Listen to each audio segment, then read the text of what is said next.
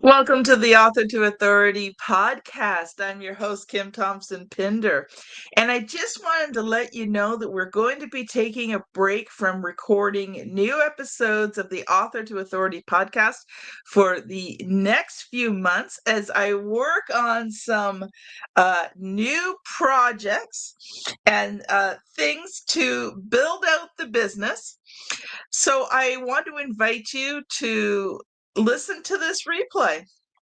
I've gone back through the best episodes of the last couple of years, and we will be reposting replays for the next few months. So sit back, listen, enjoy, and have fun with the Author to Authority podcast.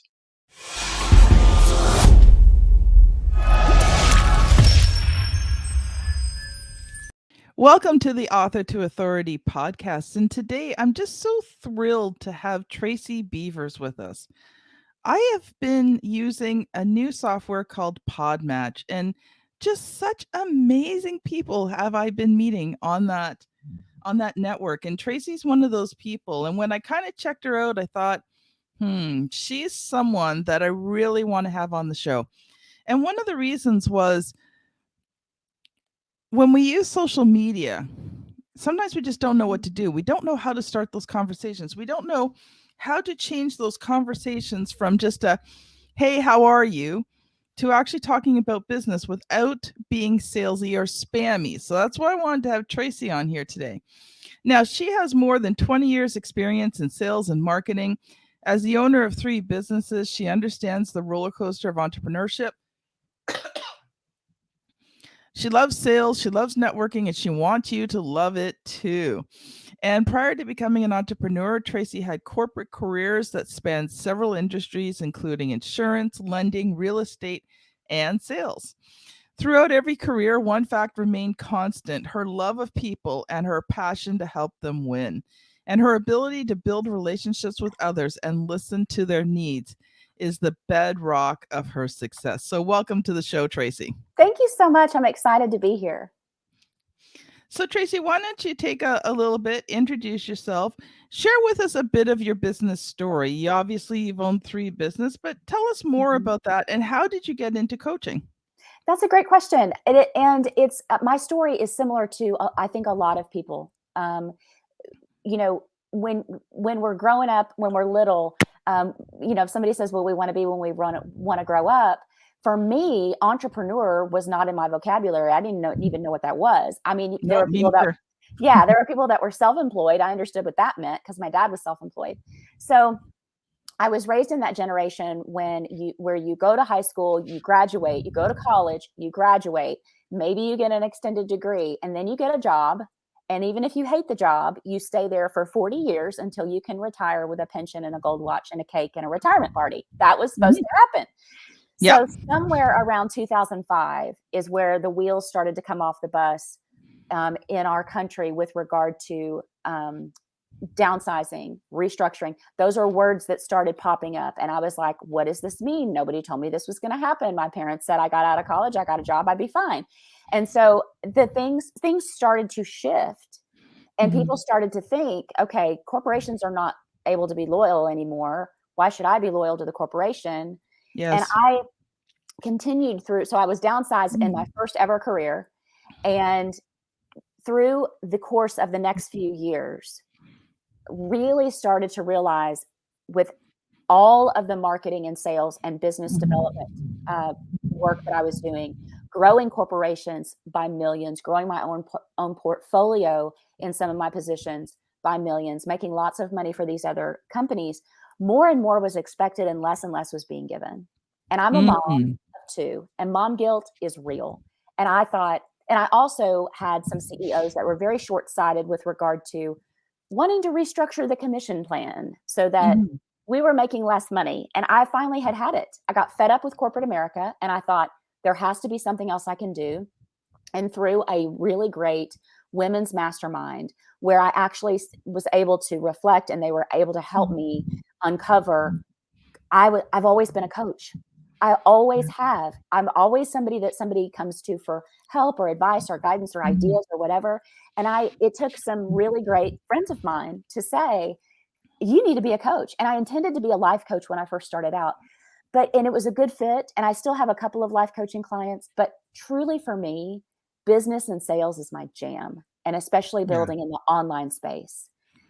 It's completely different than building a brick and mortar business. I've helped hundreds of entrepreneurs from startup to second stage $1 million, growth in the brick and mortar space and online, and they're just two very different things. So I fell into coaching pretty much because I got fed up with corporate America, and I really wanted to use my gifts and talents to help people. I always find it funny with corporations. They want the money, but instead of investing money into building their staff, rewarding their staff properly, giving them the things they need to be successful, they think they're going to make more money by taking everything away. And all that ends up doing is you lose the people who could probably have sent your business through the roof because you weren't giving them what they needed. Yeah, exactly. It's kind of like they shoot their own foot and then complain, oh, well, sales are down. Well, if you don't reward your top people, that top 20% that are bringing in 80% of the business. Yep. Exactly. And even as entrepreneurs, you have to look at your team members. Now, I do believe in fairness and equal pay, but there are certain positions within your company where you have people who are extraordinary and they keep your business running. So you want to make sure that these people are rewarded because they're going above and beyond. Be fair to everyone. Yes. Give everyone a good, generous wage as much as you can. But there are some who are exceptional that if you reward them properly, find out what motivates them, supply that needs, give them room to grow and change, then those people will stay and they will grow your business faster than you ever thought possible. Right. So, Tracy, I know you've come today prepared to talk about creating authentic connections through DMs. And sorry, everyone, I got a bit of a cold here. I'm going to let Tracy loose here to talk about that. I'm not going to talk as much today. Tracy, just take it away and talk about how do people do that? Yeah, sure. Thank you so much. It is a strategy that I teach. Building in the online space, we have to have visibility to attract our ideal clients to us. And we have to build our email lists. Because when we create things in the online space, we've got to have people to sell them to. So the email list is my goal. Every single strategy that I teach, every single thing that I go to do in my business daily, my thought is all roads lead to list building. How is this activity, what I'm spending my time on, going to grow my email list? And having authentic conversations in the direct messages or private messages of Facebook, Instagram, LinkedIn, wherever you are, is a great way to grow your email list. And a lot of people don't think about it that way. The other thing they think about is anytime I say DM conversations, immediately people are like, all I get is spam. People just want to spam me. They want to send me cold spammy messages. And this is true. There are unfortunate people out there that are cold spamming DM messages, and it breaks my heart. I get them and I want to try to save them. And I know I can't because they're probably not going to listen to me. But I actually did that one day last week. Uh-huh. Somebody just spammed me and I said, do you really think that approach, spamming people, is going to get you anywhere? Right. And then he messaged me back. He's like, I'm not spamming, but make sure you buy my stuff. I'm like, yeah. You just don't get it. Here in the South, we say, bless their heart. Just bless your heart. Bless it. Because you can't help them. They don't want to hear it. Somebody's taught them that strategy somewhere. And unfortunately, it's still continuing. But there is a way to make true connections online that benefit both parties and truly work to build the email list. And I'll give you an example. So I have a free Facebook group full of entrepreneurs. I let everybody promote themselves. It's a collaborative, supportive community where people can ask questions and get help. They can promote their offers. They can gain visibility for themselves in this group. It's called Be a Confident Entrepreneur, Get Visible, plus Grow Your Income.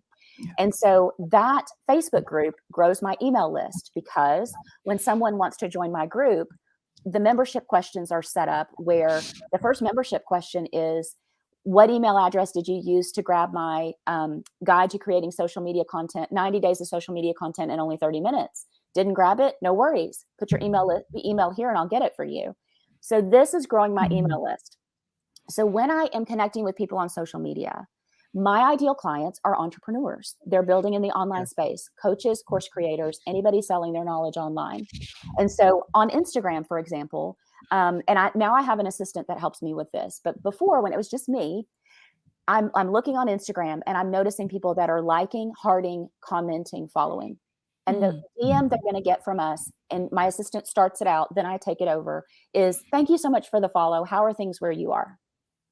And then when they reply back, I jump into the DM and I look at their profile and I look at what they're posting and we have a conversation. Now, a lot of times my clients have a roadblock when it comes to how to have these conversations. They're worried they're going to come across as spammy. They're worried they're going to come across as salesy or sleazy or whatever. And what I try to visualize when I'm having DM conversations, this is what I want our listeners to do today. When you're having a DM conversation, it is no different than the conversation Kim and I are having right now. It's no different than if she and I were sitting in a coffee shop or we met at a networking event and we're just having a conversation, that give and take of human connection and conversation. It's the very same. The drawback, the hurdle we have to overcome with the DMs is it's flat words on a paper. I can't see your body language. I can't hear your voice. So what we have to do is we have to make sure that our words, our word choices, and our emojis let the emotion come through for us. But if you just consider that there is a human being on the other end of that DM and making a human connection. Oh, your kids are adorable, and for me, it's, I'm looking at their profile and I see that they're an entrepreneur. Oh, your kids are adorable. How are things in Alaska or wherever they live? They'll respond back. Well, I see that you're in copywriting. That is something I need to learn myself. How long have you been doing that? How long have you had your business? We have this conversation back and forth. And if I feel like this person is a really good, kind, warm-hearted human being like I am, that I want to have in my Facebook group, the conversation is going to lead to my message of, I have an awesome Facebook group full of entrepreneurs. I let everybody come in and promote themselves and get support. I'd love to send you the link if you'd like to check it out for your business. ? That's the other thing I want people to remember. In the DM conversations, you always end with a question of some kind, because it spurs their brain to think they need to reply. They're going to be more likely to reply if you end in a question mark. And so they're going to message me back and go, yeah, that sounds great. Or I've had some people say, especially on Instagram, well, I'm not on Facebook that much. I'm like, no worries. We continue the conversation. They see that I'm a sales coach. They ask me, well, how long have you been a sales coach? I've been in sales almost 20 years, and I love helping my clients overcome the roadblocks to sales, because sales comes really easy for me, blah, blah, blah. They'll probably say something like, I hate sales, because most people do. Or they'll say, I avoid it. I don't want to talk about it. And I have a free training that I can offer them at that point. I have a training called Selling Without Selling, where they can learn how to overcome those roadblocks to sales. So through the DM conversation, if they join my Facebook group, they're going to land on my email list. If they indicate they need to overcome their sales roadblocks, I'm going to offer them my free training. They're going to land on my email list. Or maybe they're saying, I'm a new entrepreneur. I'm so frustrated. I don't even know what kind of social media content to create. That's a great way for me to say, hey, I've got this free guide to creating 90 days of content in only 30 minutes. Would you like to have it? I think it would help you. They land on my email list. So the DM conversation is really just the same conversation that I would have with somebody if I was sitting next to them. For me, when I'm making that connection, I'm looking for a way that I can serve them and help them. you know? Yes. And so if Yeah. we keep the other person and the thought of helping them and being of service, then you're never going to come across as salesy or spammy or weird. Yeah, I so agree with you. And again, it's about the conversation. It's not about, okay, just putting your stuff out there and hoping somebody will buy it. It's about getting to know the person, creating Yes. that know, like, and trust factor. Mm-hmm. And then you kick in the law of reciprocity by offering them something free. Mm-hmm. So then, they feel like they need to do something nice for you in return. Mm-hmm. And it's all subconscious, right? And it's not that we use that to manipulate, but that's just the way it goes. When you give, it comes back to you. And the thing is with you is that if someone's not interested, they're not interested. You're not going to Right. push them. You're not going to, oh, well, just keep bugging them and hoping that they'll finally just join because you've pestered them, or, Yeah. they unfollow you, or all those other kind of lovely kind of things. Right. So I love that about you. Just trying to think through some questions here for you, Tracy. So I liked how you started the conversation. How do you suggest people transition? Because I think Mm-hmm. that's the hardest point. When do you know to transition to offer them something free of value? Yeah. So what you're doing in the conversation, as I mentioned, is you are getting to know that person, making a true connection, and finding out, what can you solve for this person? What does this person need? For me, if I'm talking to an entrepreneur, I'm going to ask them how business is going. I'm going Yes. to ask them, do you have any online courses? Have you thought about creating, have you, do you have a podcast? What's your next move in your business? For me, I'm trying to maximize my YouTube channel. I'm diving a little bit deeper into SEO and copywriting. Those are the things on my radar. They're going to indicate what's on their radar. And I can look at that and say to myself, do I have something that would help them? Or do I know of a resource they might like? If they say, I do want to make an online course, but I have no idea where to start, I'm going to offer them not something of mine, because I can help them with that. But I'm going to say, do you follow Amy Porterfield? She has a podcast called Online Marketing Made Easy. She is the queen, in my opinion, of online course creation. She would be a really great resource for you. I'm happy to send you the link to her podcast if you'd like. Sure, that'd be great. And then we keep talking. And then, in sales, you can't always close the sale in the first conversation. So it would be great if in this initial DM conversation, after a little back and forth, I can offer them something they can get on my email list, and we're, the transaction's kind of done. But that doesn't always happen, and that's okay. I can offer them the podcast. They may say, hey, I've got to run. I'm going to go to a meeting. No, I'm like, no worries. I'll check back in later. Then I'll just make myself a note to follow back up with them in a week or so and go, hey, Sarah, did you get a chance to check out that podcast? What'd you think? How are things going? Yeah. And I'd start the conversation again. Yeah, I like that. So Tracy, just before we got on, I asked you if you were published, and you said you weren't. You hadn't published a book, but you have done some magazine work. So we're just going to shift gears here. Why don't you talk about that? So, where are you published? What was that process like? One of the questions I always ask the authors, and all the Author to Authority podcast listeners know that the question I ask our current and future authors is what is the good and the bad and the ugly about publishing a book? So I will ask you, what's the good, the bad, the ugly about publishing in magazines? Yeah, that's a great question. So I've been featured in several magazines. One of them is online and in print. It's called Best Holistic Life. It's a beautiful magazine. I was featured in that last year. Jana Short is the owner of it. A great lady. If you want to reach out to her, she's always looking for good people to feature.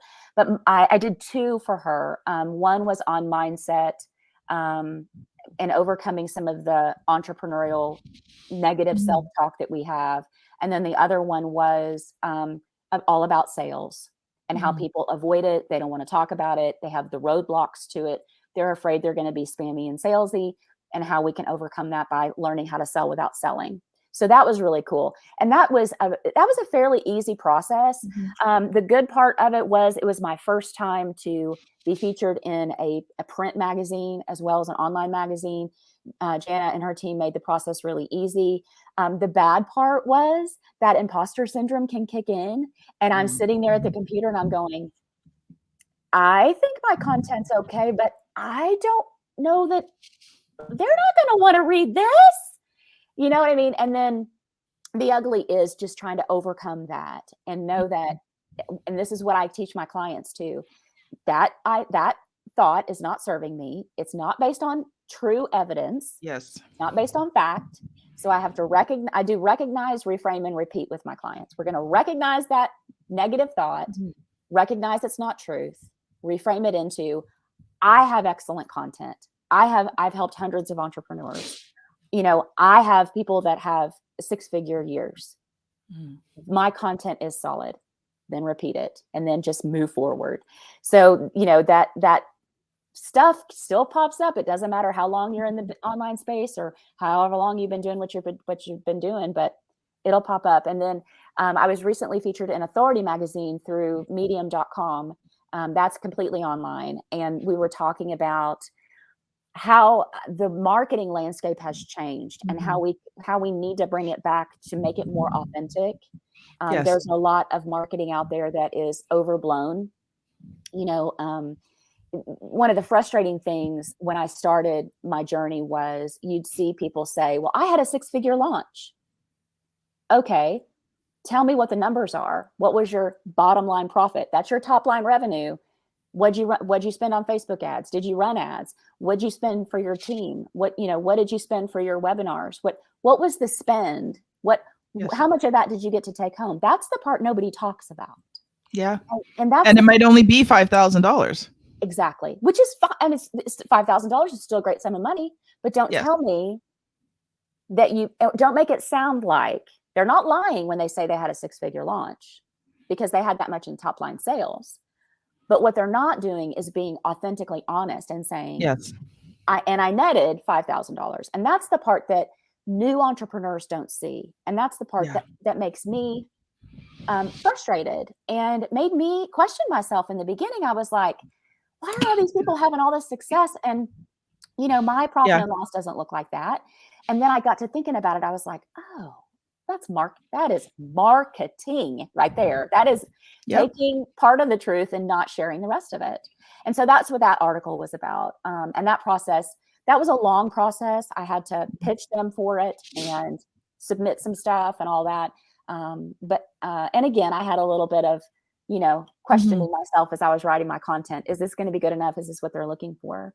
And then I was in Connected Woman magazine, which is a small online magazine as well. And that process, gosh, it's been so long ago, I can't remember, but I don't recall it being difficult at all. So, and they approached me, which was neat. They saw my content. I don't know. I can't remember where she said she found me, but she likes I do free weekly live trainings on Facebook, Instagram, and now we're going to start on LinkedIn next week. And I think that maybe have been where she connected with me. She saw one of my trainings and she was like, I need to have her in my magazine. So nice. Yeah. So when you first asked me the question, of course I was thinking books. But then I was like, wait, no, I've been published, just not in a book yet. And you talked about imposter syndrome, and you know, that's something that's very important for entrepreneurs to recognize, is the fact that everyone at some point goes through imposter syndrome, no matter how big you are. You know, when you're trying to reach that next level, whatever that is, you know, you've got to grow, you've got to stretch. You may not quite be there yet. So it's normal to feel like, oh, I'm an imposter. But if you don't go, if you don't reach, if you don't train, if you don't stretch yourself, you never reach that next level. Yep. Tracy, it's been such a joy having you on the podcast today. If people have been listening to this and they want to connect with you, what is the best way for them to connect with you? And you had talked about some of your different freebies. How can people access that? For sure. So I have a free training, a short video and guide that talks about how to have authentic conversations in the DMs. That's really easy to grab. Go to tracybeavers.com. It's TRACY, Beavers like the animal.com /DM and grab that. And then my Facebook group is amazing. We have over 1,500 entrepreneurs in there. It's very supportive. People can get help. If you're looking for help with your website, if you're wanting to check out a new email service provider, if you're wanting to get eyes on your sales page or your masterclass registration page, or whatever it is you've got going on, post in my group. And then when you get the masterclass registration page all set and you're ready to launch, come back in and promote it. Everybody in there is really helpful. It's called Be a Confident Entrepreneur, Get Visible, plus Grow Your Income. And all I ask is they answer the membership questions when they come in so that I can make sure that they're a real live human being and not one of those bot accounts that we're all afraid of. Awesome. Well, thank you so much. Thank you. This has been great. This has been Kim Thompson-Pinder and Tracy Beavers on the Author to Authority podcast. Thank you so much for listening, and we'll see you on the very next episode. Bye now.